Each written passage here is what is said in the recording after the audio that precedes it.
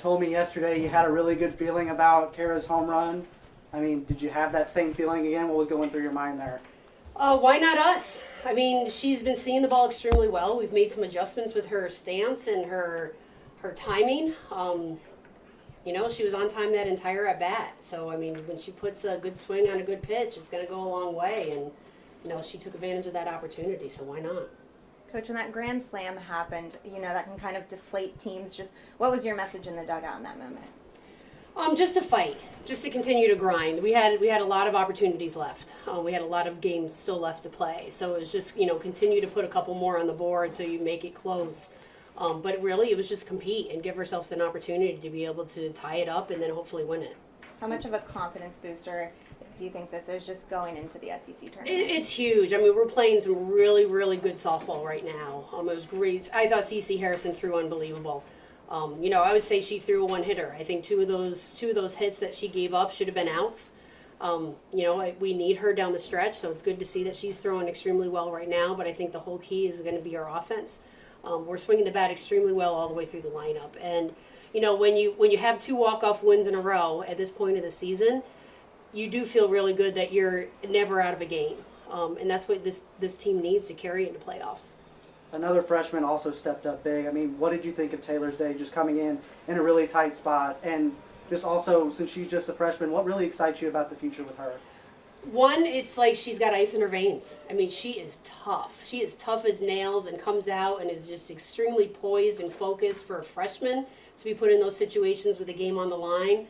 And you could just see the energy that she carries, and everyone just rallies behind her. I mean, when she came out and after that last inning, I said to my staff right away that she is going to be so tough and she's just going to have an unbelievable career. And to get the experience that she is with the game on the line as a freshman is pretty remarkable.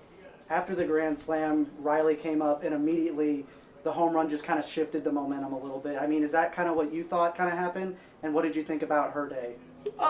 She saw the ball really well, and, it was great to see that she responded. I felt like we should have been out of that inning. I felt that we had a double play ball that Gallagher sat back on a little bit. We could have gotten out of the inning, and then we have another weak ground ball in the 3-4 hole that I felt like Frizzell could have been able to cut off and either get the out at 1 or immediately go to 2 with 2 outs.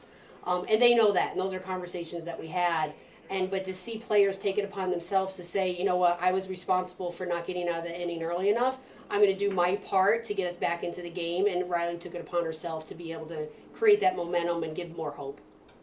This was also your guys' first SEC series win of the season. I mean, what did it kind of mean to you to just kind of get over the hump and finally get that long-awaited series win? I know you guys have been working really hard and you guys have been fighting for it. Yeah, it's much needed. And, I joked around saying yesterday that I was going to go to church Sunday morning to get the softball gods on our side because the ball's not always bouncing our way.